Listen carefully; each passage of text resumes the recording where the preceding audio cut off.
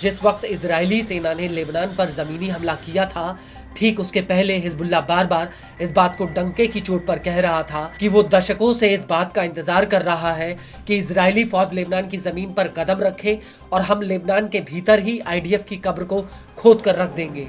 हालांकि लेबनान पर जमीनी हमला करने से पहले 27 सितंबर 2024 को आईडीएफ ने बेरूत एयर स्ट्राइक में हिजबुल्लाह प्रमुख हसन नसरल्लाह को ढेर कर दिया और इसके बाद इजरायली फौज ने लेबनान पर जमीनी हमला कर दिया था।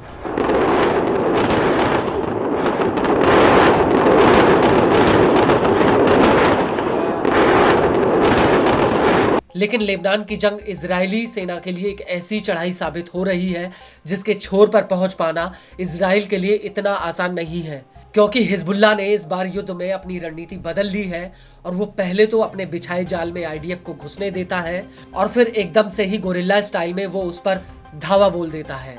और अब इसी वजह से आईडीएफ को रोजाना लेबनान में भारी जानमाल का नुकसान हो रहा है।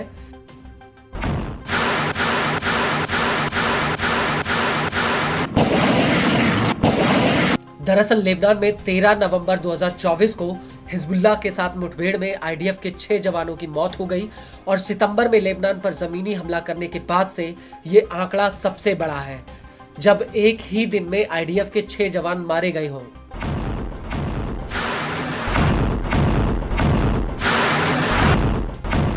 आईडीएफ ने खुद इसकी जानकारी दी है।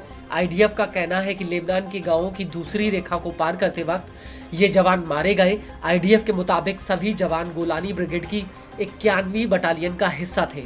आईडीएफ का कहना है कि शुरुआती जांच में पता चला है कि इन जवानों की मौत हिजबुल्लाह के लड़ाकों के साथ गोलीबारी में हुई। दक्षिणी लेबनान के गांव की एक बिल्डिंग में हिजबुल्लाह के ये लड़ाके छिपे हुए थे, जिनके ऊपर आईडीएफ ने गोलीबारी की और क्रॉस फायरिंग में ये जवान शहीद हो गए। आईडीएफ का कहना है कि इस गोलीबारी में एक अन्य सैनिक घायल भी हुआ है, जबकि 4 सैनिकों की मौत हो गई। इजरायली सेना के मुताबिक इससे पहले 2 अक्टूबर 2024 को हिजबुल्लाह के साथ जंग में 8 सैनिकों की मौत हो गई थी।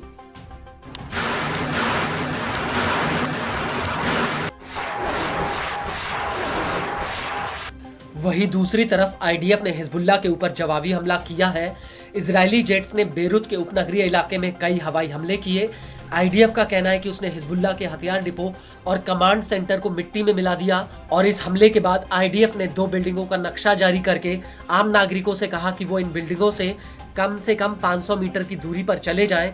आईडीएफ के मुताबिक उसने लेबनान और सीरिया बॉर्डर पर भी एयर स्ट्राइक की है। आईडीएफ का दावा है कि इस रूट का इस्तेमाल हिजबुल्लाह सीरिया के जरिए हथियार मंगाने के लिए करता था। आईडीएफ का ये भी कहना है कि इन रास्तों का इस्तेमाल हिजबुल्लाह की यूनिट 4400 द्वारा ईरान से लेबनान में हथियार मंगाने के लिए किया जाता था।